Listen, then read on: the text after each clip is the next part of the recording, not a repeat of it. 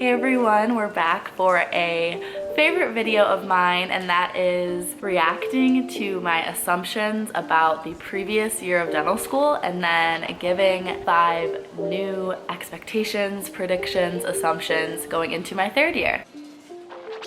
I've got the video pulled up on my laptop and we will see my reactions. I don't even remember what I predicted last year. I remember one thing of the 5, but I have no clue what the rest were. And I only remember one because I know that it's like it didn't happen. It's not true. So this will be interesting. Expectations for D2 year that I wanted to share. I have 5 again. I had 5 for 1st year and now I have 5 for 2nd year of dental school. And these are kind of like hoping these things happen. My first expectation is I'll be able to manage all of my club roles, but I probably won't take on as much for the upcoming year. So by this time next year, I'll know if I have leadership positions for D3 year is what I mean.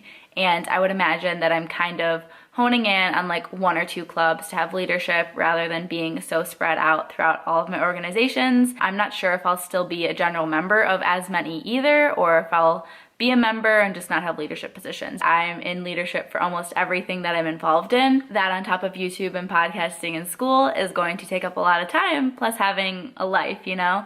So I would imagine that I will have a handle on it because I usually do, but I think it will take a bit of a toll and I probably will scale it back for D3 year, but we'll see. So if you watched that video in full, you would have seen that I had a ton of leadership roles my 2nd year, and it's definitely a true prediction that going into 3rd year, I kind of niche down and making sure that what I have a role of, now that it's less of like planning a certain event, like when I was pre-dental chair for ASDA, like you really just do like 1 or 2 things throughout the year.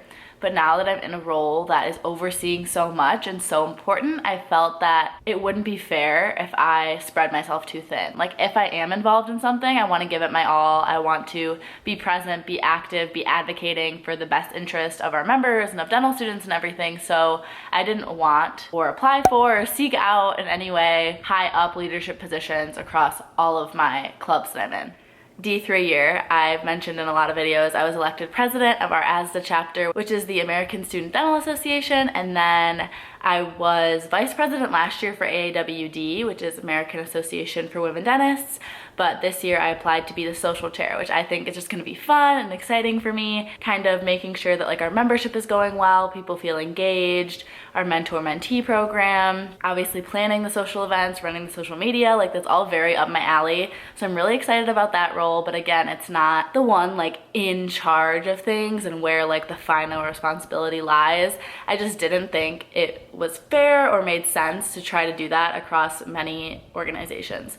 And then I also applied D2 transition committee member for Alpha Omega, which is the dental fraternity, so I did stay in that, and that's basically what I did last year, and now I'm just doing it again this year, where we do academic previews for the class below us each semester, so just going through the classes they're gonna take, giving them tips and tricks. So it's not, again, too time consuming, and it's something I enjoy, and I still get to be involved with the leadership meetings as a whole and like giving ideas to make these organizations as good as they can be without having all the final responsibility on me. I'm still in the same amount of clubs, at least I was my 2nd year, and then going into my 3rd year, we'll see. I swapped out Special Care Dentistry Association and joined Cosmetic Dental Society for this past year for D2, but other than that, I was still a Christian Dental Association Bible study leader, which I will be for 3rd year as well. And then Dental Student Business Association and Cosmetic Dental Society are the clubs that I don't have leadership position in, but I still go to their meetings. I think this upcoming year, I might drop out of Dental Student Business Association, as in just not pay dues. We'll see, but I think I'm gonna stay in everything else for 3rd year as well because they have been pretty valuable. The second is that I will continue building connections through my social platforms, so YouTube and podcasting and Instagram, that will allow me to learn more about different practice styles and solidify more of a vision for what I want for my own career, what the future of being a general practitioner looks like. I hope that as I continue talking to more people, I can come up with sort of more of like a business strategy, brand vision for what I want my general dentistry practice to look like and continue making connections. That way I can be on the right path to where I want to be when I graduate. Interesting. So this is the one that I remembered saying to you all on YouTube last year, and it's not that it's not true. Like, I obviously still do the podcast every single Monday. If you're not following Dental Download Podcast, it's a good time over there on Apple and Spotify or Google Play, wherever. You can listen to it there. It does take up a lot of time, and I have made really great connections through Instagram and through the podcast, but I don't think I know 100% like what my job is gonna be when I graduate. I think I'm still picking up here and there little things that I want to implement into the practice that I own one day, but I don't think I'm going to be an owner the day I graduate or even within the first year. And I don't think I know right now 100% how I want my future practice to look. I have a lot of ideas. I have a note on my phone that's kind of fun where I write like ideas for the name of the practice and like how many ops I want, how I want things structured. So I have been like picking up tidbits like I thought I would, but I would not use the word like solidified in any way at this point. My third prediction is that we will transition to in-person academics as well, because right now we're really only doing clinical components in person. So the prediction is that that transition will take a pretty big toll on me and be really hard. But hopefully it won't.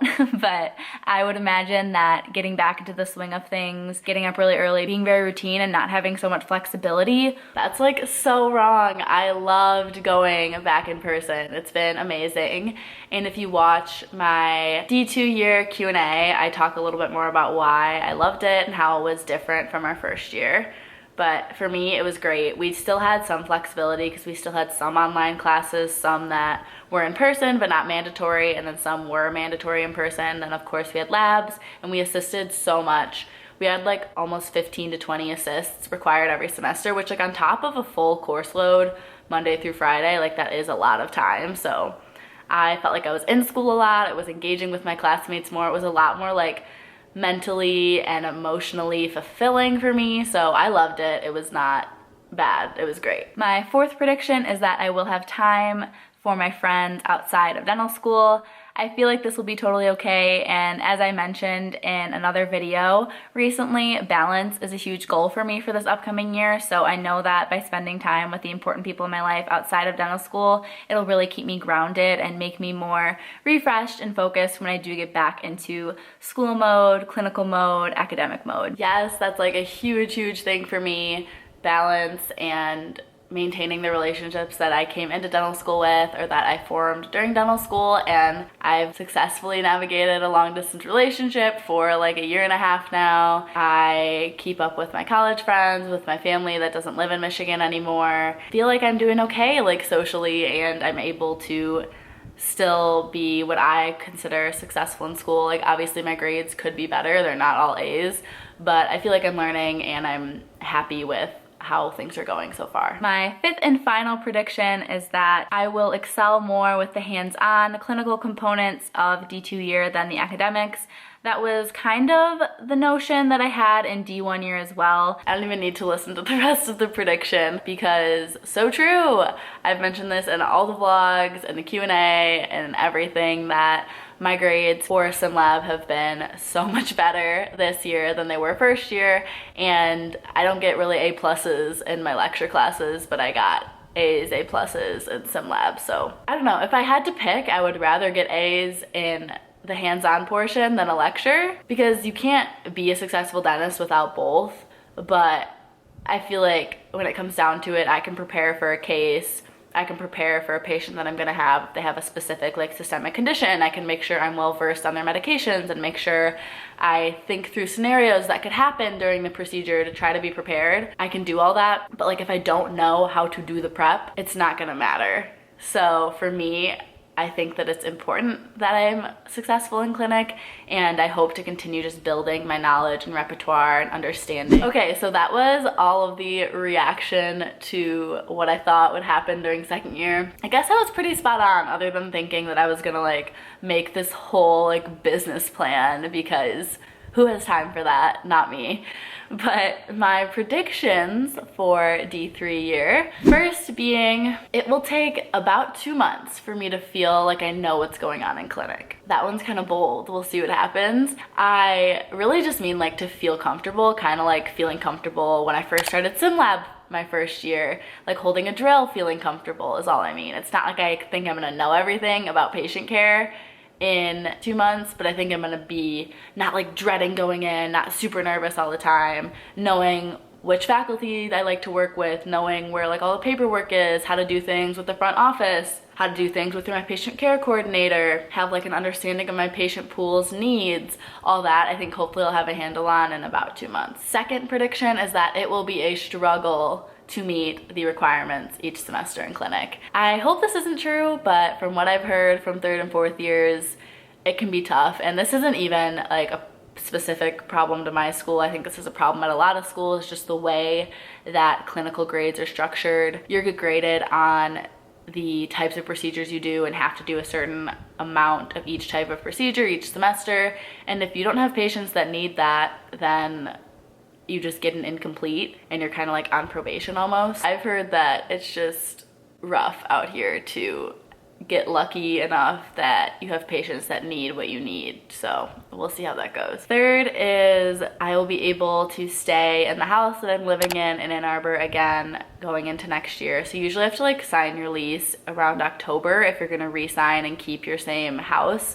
And 2 of my roommates will be graduating at the end of this coming school year. So we'll have to find people to fill their spot and move in about the time this next video will go up, when I'm predicting things for 4th year.